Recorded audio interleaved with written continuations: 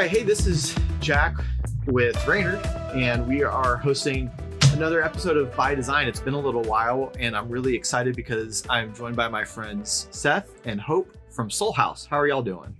Good. How are you? Hey, doing good, man. Great. Good to see y'all. This is really exciting to me because not only are you guys very talented interior designers that we've introduced you to some of our clients, you're one of our clients. We're actually working on a home of your own together. So this would kind of be like one of the first conversations y'all are early on in your design with Reynard, but pretty soon we're going to have kind of a finished product on your home. We'll get to see your designs for your home. So we'll actually get to see what your guys are actually contributing design-wise to your own place. But the first thing I want to do is just hear the story of Soulhouse. How did you guys get started and what do you do? Right. So we started in 2020. Mm-hmm. Same year as us. Yeah. Yeah. Right at the beginning of when it all fell apart. It's a make it break it time. Right. Yeah. Right. And we were both doing other jobs. Yeah. At that time. What were y'all doing in 2020? And then all of a sudden this changed. Well, I was a makeup artist. How are you? Yeah. So COVID was not the time for me. Yeah. Nobody could touch you. No. You can touch anyone. No. Definitely. I basically had a year without jobs. Yeah. And Seth was, what were you doing at the time? I think I was, you had just I just quit my job. Yeah. And I was running a clothing company that I had started, but no longer nothing related to interior design for either one of you. No, so not at that point. How in the world did you go from makeup artist and to doing this? With interiors? We wanted to pick something that was close to home, that we could work together, and that we could work with our hands. Mm-hmm. So we started renovating homes in our neighborhood. Mm-hmm. Literally, we started streets away with our house. Like during COVID, we were doing a lot of projects at our own home. Oh, really? And it was something that we both found that we really liked. Mm-hmm. So you're locked at home all day. You're like, we got to do something. Exactly. So it was all apart. Yeah. Right. So that's where the interior design bug hit. You're locked indoors. Yep. Exactly. And it sort of became like home is right now the most important space, right? For everybody. And I think that we realized that like that's such like an interesting like area to like work with people or for ourselves to like build homes that people really love. And feel good in. Yeah, because you did it yourselves. You were actually able to renovate some homes to get that experience. Right. Yeah. So we started purchasing homes, fully renovating them, and selling them. And we designed our homes initially for us. Yeah. Like the thought was, let's sell to people like us. Yeah. Turns out you don't get to decide who buys your home. And people appreciate different elements of the home. And we, so that was an interesting process. We got an immense amount of knowledge, both on the construction side and on like the practical design side. Right. Because a lot of the design had to be generic enough that it could suit the needs for everybody. It could be appealing to, it's not custom. It's kind of like we're trying to attract a buyer. So, right. Yeah. We did paint our first house black. So did you? Okay. Yeah. We were making bold choices from the beginning. It was kind of before everyone was painting their houses. Yeah, we were doing black before it was cool. Right? Yeah, all right. Exactly. And I remember looking it up, and I was just looking up what black paint does to brick.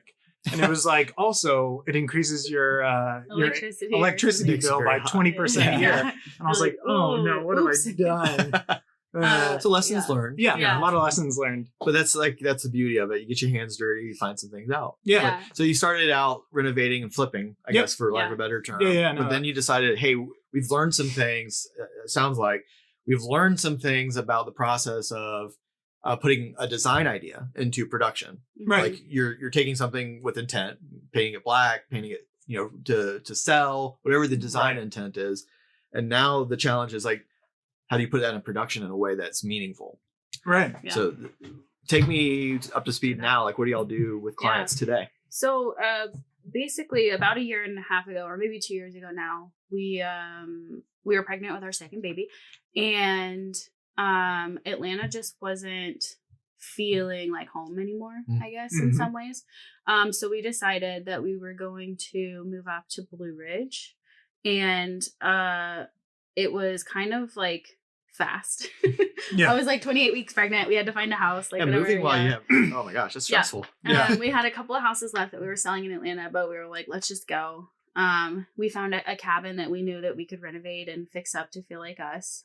So we moved up here, but then we quickly realized that the houses up here to like basically buy and flip or renovate, there was not much affordable housing up in North Georgia. It's like a big problem. And so we were like, there's no way we're going to come up here, take the affordable houses from people that really need them and make them more expensive. Yeah. Like that felt so terrible. Yeah. Well, that's not what we wanted to do. Yeah. We were like, we want to like work with people. And I think we found working by ourselves too, that like as nice as it was for a few years, like we really like missed, like we had both like client facing jobs for a long time. Like I was a makeup artist for 10 years. And he worked at an event space. So like we missed people. Yeah. So we were like, let's take the parts of. I mean, it's nice at first. Like you can be antisocial for a little bit. We can put our headphones in and like listen to books. Yeah. But then you like 3 years in, you're like, I do need we're to going talk. a little insane. Yeah. So we were like, let's take the parts about what we were good at our last jobs. Which Bring is it like out to the world. working with people. And then what we like about this, which was like the design part of it. Yeah. And kind of combine them and like work with clients. Well, so what are some of the questions you ask a new client? Like when y'all are getting to know a new client and getting to know what they want to do, what are some questions that y'all ask? Yeah, I think being clear on vision as a whole is really difficult. Yes, it is. We know that. Yeah.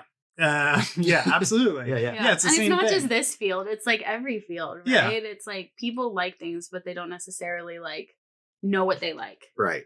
Yeah, exactly. And I imagine the same goes for on architecture. It's do you really want a barn dominium? Yeah. Or do you just like the this idea person's of lifestyle? a barn dominium? Like, Well, so what I'm hearing is like it's easy to like things. It's easy to Absolutely. go, oh man, but then the production. Like, what does this look like in real life? So it sounds like one of the things y'all are bridging the gap in is you're saying like, yeah, that's a great idea, but what does this look like in real life? How does this affect your living, your home? So, So I think the first thing we try and assess is the needs of that family. Oh, okay. Mm-hmm. So looking at like the entire family dynamic down to like how many kids. So when you talk about do they have interior dogs? design, you're talking about needs first before even style. Absolutely. I think Yeah, so. that's great. Yeah, because a space that isn't functional is, you know, It's a we'll museum. never feel it's a museum. Yeah. Where you can't touch anything. And you know, if you have kids and however many dogs, like you're gonna make different selections from the ground up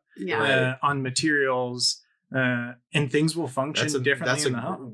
That's an amazing insight. I think too many designers are like, so tell me about your colors, tell me about your style, tell me about your palette. Yeah.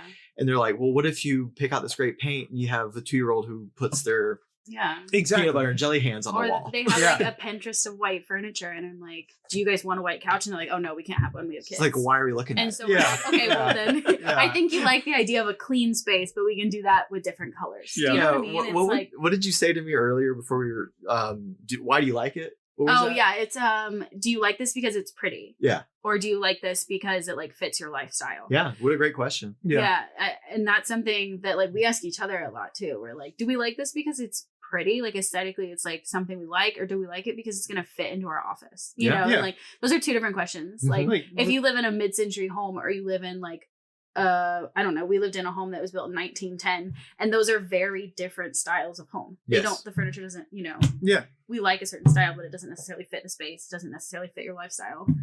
And you know what feels good to you at the same time. Like, you know when a space feels right and you feel comfortable in it, and you know when something's just like cool. Like there's plenty of hotel lobbies that are really cool, but I don't want to live in them. You know, it's almost like a suit of clothes. Like you could watch the red carpet and be like, that looks amazing. I wish I was wearing that. And then you put it on and you're like, you put it on, you're like, when are you ever going to wear this? This is not practical. So what are we talking about? Are we designing something for the red carpet, or are we designing your home? And I think that's a huge difference. So tell me more about your design philosophy. How do you take those ideas and start putting them into production? Or what are some more questions you ask as you're getting there with clients? Right. So we ask people to refine. So a lot of times people come to us with massive Pinterest boards. Huge. Mm-hmm. We saw one the other day, and they just kept scrolling and scrolling and scrolling. It was the biggest Pinterest board I've ever seen. Yeah, it was wild. No, you are. And we asked them, not naming names. She knows. Yeah, she knows. Okay. We asked them to refine it to 15 images. Oh wow! And her response was, "That's impossible." Oh. And it's not. And I said, only save a photo if it makes you feel something. Yeah. Because there's elements in images that make you feel something that we can look at and we can draw through lines with. Right. So if all of the images have certain lighting, we can look at that and be like, clearly lighting means something to you and might be more important than you would have noticed before. Right. Mm-hmm. Or like every photo has comfy furniture. That's something to go on. Right. And to go with. Yeah. And it makes sense. And sometimes they don't even really know that that's what they like about it. Right. Mm-hmm. So we hope by break down forcing all them, these, forcing them to refine this down to 15 images helps us to get a good gauge on not only like their general aesthetic, but the vision that they're looking for as a whole. The usefulness too. Right. Like how is this going to act in production? Yeah. You know, we're not, I like what you said. We're not designing for a museum. You're not designing things that you're not going to touch. Doesn't mean they can't look great. Yeah. And have character and have style and be unique and original. I've been following y'all's design since we started partnering together, and I see a lot of really unique stuff that looks different. Looks like something you would only see there. Yeah. But it's appropriate for the space. Mm-hmm. Yeah. Tell me about one of your recent home clients, like a residential, because I know y'all did, I'm just going to say this, y'all did the Copper Fox. Mm-hmm. I love that. Yeah. Thank you. I love it. I was watching your work, and I also love foxes. Yeah. Obviously. Yeah. So when I saw that you worked on a fox bookstore, I'm like, oh my gosh, that's great. Yeah. Were you able to go in? I haven't yet. Okay. Maybe today, right after we finish, because it's close on the way home. Yeah. Oh yeah. Grab a coffee too. But so you've done some commercial jobs. I know y'all have done a lot of commercial, but I want to talk more about like the residential. Do you have a good success story that comes to mind, or a part of a story of a client that comes to mind that you were like, man, we nailed it? Yeah, I mean, I think our most, like, I'll just speak to our most recent. We just worked with somebody where she had a pretty small space, and she wanted to turn it into an office, with the hope of maybe one day it being a nursery. Yeah. But it being a small space, she works from home, and so basically we had done a couple of other rooms in our house, and she sent us kind of one inspiration photo. She was a relatively easy client, but she was just like, here you guys go. Like, this is like the vibe that I want. And I think because we had worked with her a few times, we kind of knew too. But I mean, I think like when you walk into this space now, like even like adding details that you think maybe don't necessarily fit a small space. Like really, like she has a big wall on one side, and we added these like really tall curtains and like all these things. Like you walk in now, and the space feels completely different. Yeah, like in a really good way. Yeah. And it's amazing, like what small things and small decisions and the right decisions can do to a space. And we took into account her use case for the office, which she's on a ton of Zoom calls. Oh yeah. So we knew that her having good lighting, which she has from the windows, but having a nice backdrop. Because I asked her, I was like, do you normally use one of the green screen type backdrops or a natural backdrop? And she was like, I just show them my house. Man, what an awesome question. So like we took that into account when we were choosing art for the space. And figured out where her desk would be and where the light would be coming from and what's in her background. Because that's a big part of her business is, you know, sitting in front of the computer, having cool. meetings with folks. I love, and it goes back to function, right?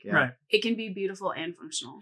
Yeah, I just love the intention behind those questions, though. I think too often we think of interior design. I'm guilty of this too, but I'm like, oh, what a pretty magazine picture that is. And that's how we think of interior design. It's just like, that's nailing it, right? Mm-hmm. Like the drapes really went with the ottoman, you know? Sure. But I love that your success stories are more like creatively solving the problem for the client. I love the question behind the questions of, do you work from home a lot? Yeah. What do you want behind you? Right.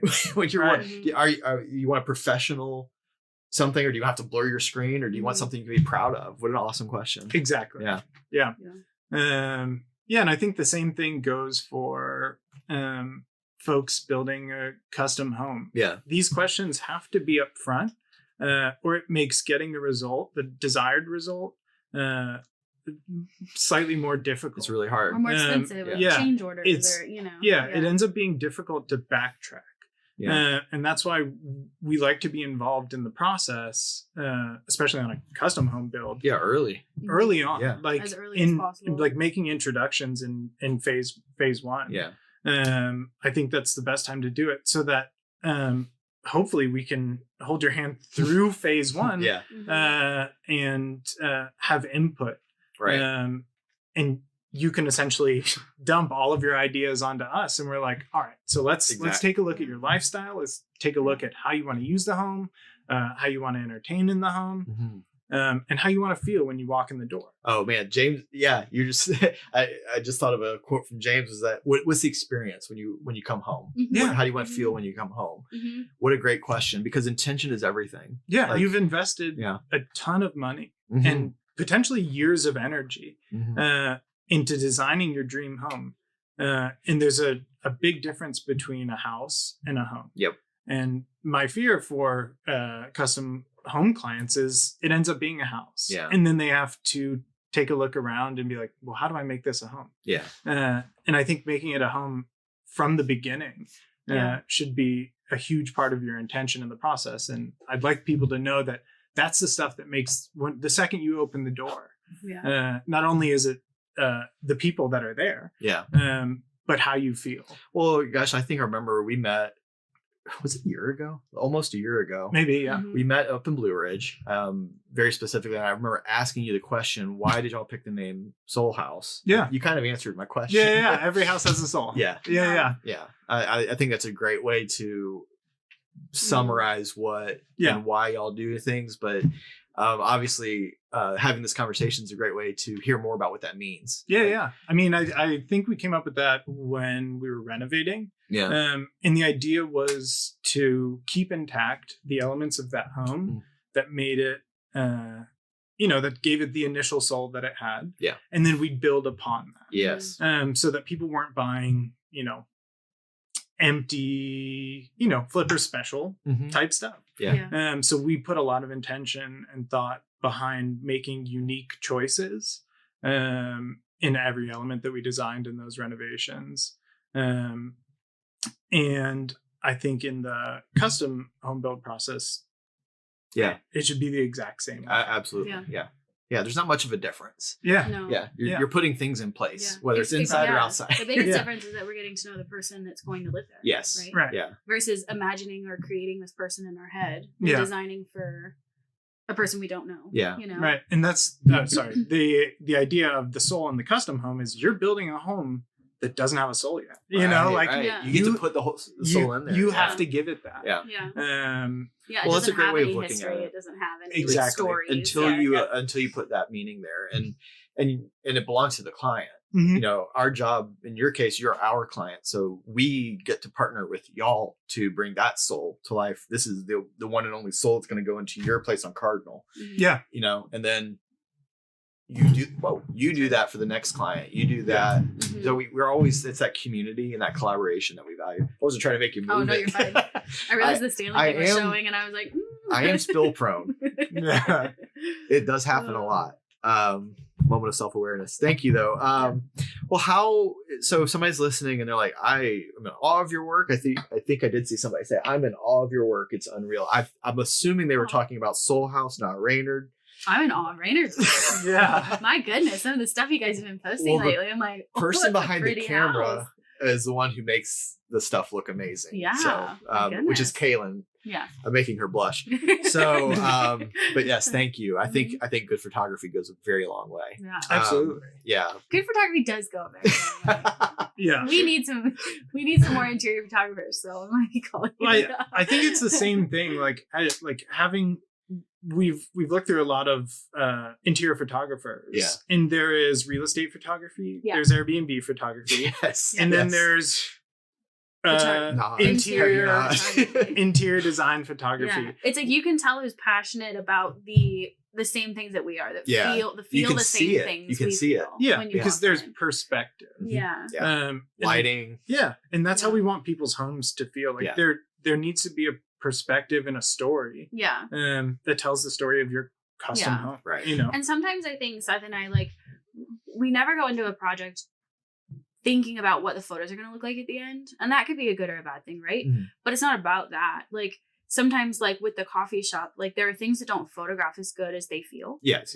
But, like, we want people to walk into that space and feel good. Mm-hmm. We don't care about what, like, our portfolio photo looks like. You know what I mean? Right. That wasn't the point. Yeah. It was to, like, It's build inviting. a space that You want it felt to be inviting. good. Yeah. And so sometimes I think that's hard to You can't really think about. Yeah. Yeah. I think that's Yeah. one of the unexpected joys of interior design, especially in a commercial sense where we live, is that we get to watch other people experience the design. Yeah, for their business. And we get to literally like audit our own design by watching them live or cool. move throughout a space. Yeah. And we can make adjustments and edits in our head.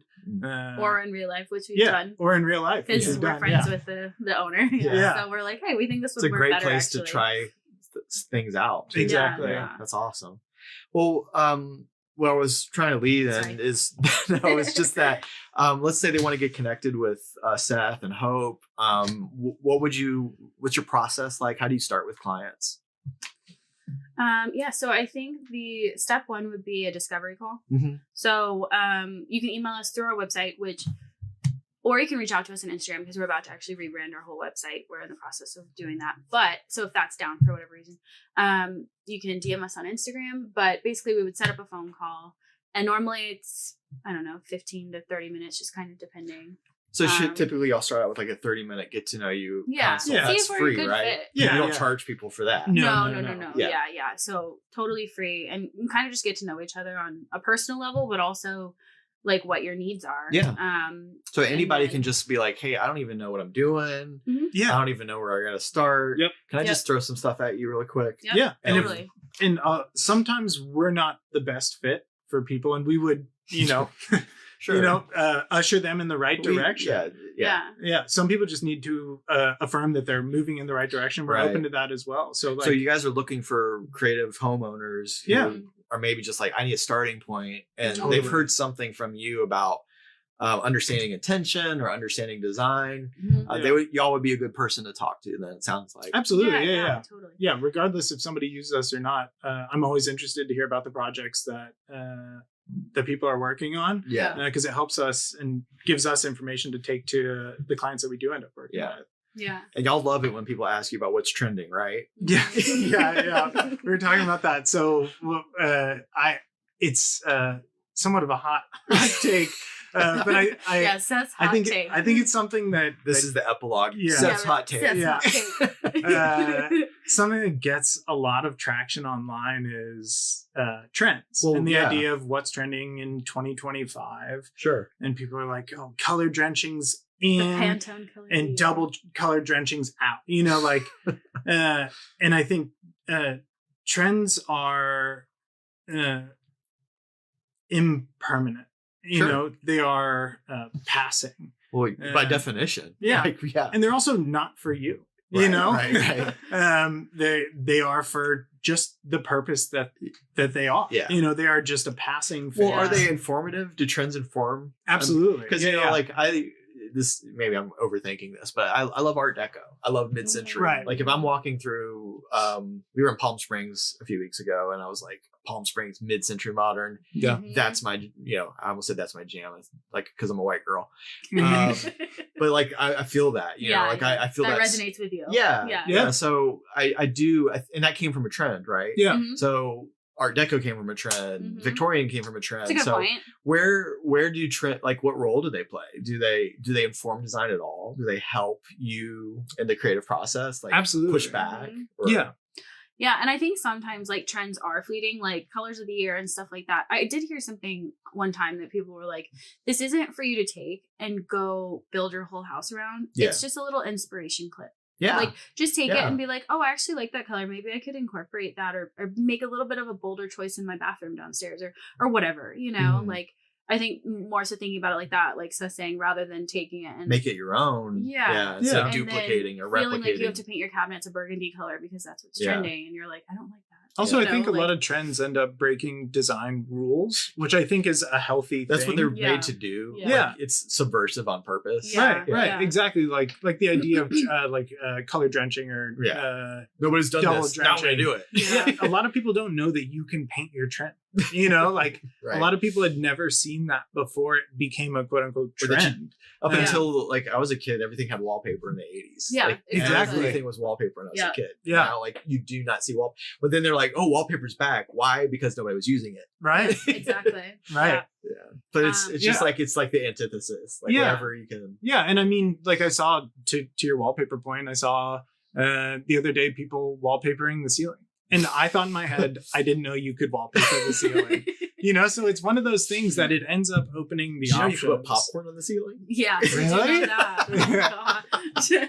Unfortunately, Doesn't we know taste that well. as good. Yeah, Yeah. right. Out Yeah. the hard way. This has been really fun, y'all. I wish we could talk for another half hour, however long we've been talking. But you guys are going to be featured in our upcoming issue of Foxtrot, which is this quarter.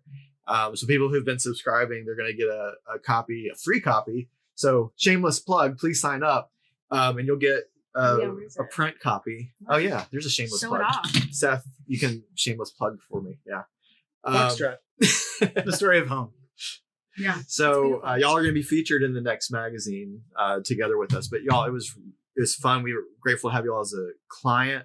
We're grateful to introduce you to some of our clients because I think you're going to serve them well. So we're hoping that continues to work out.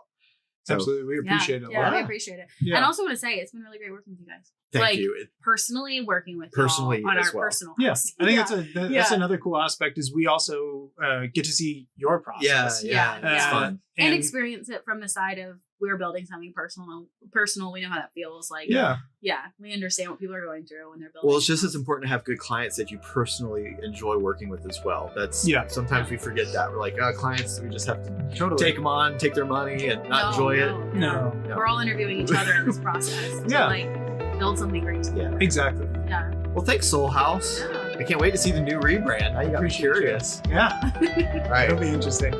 Thanks, Kaylin. Thanks for listening to By Design. Closing remarks.